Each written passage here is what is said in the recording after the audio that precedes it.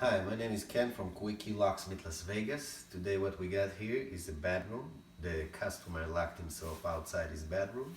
He called us about 10 minutes ago. We'll show you what is the process to open it. First of all, we try pick it. It should take more than 2 minutes top. Most of the time it's a few seconds. We'll show you how it goes. Let's do it.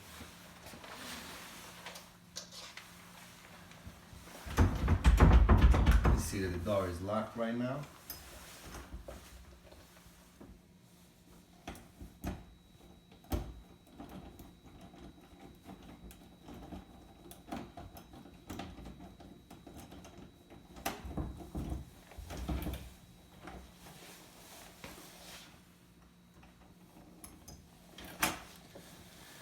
That's it. In a few seconds you can get yourself back inside. Just give us a call to a real professional locksmith, Key Locksmith Las Vegas.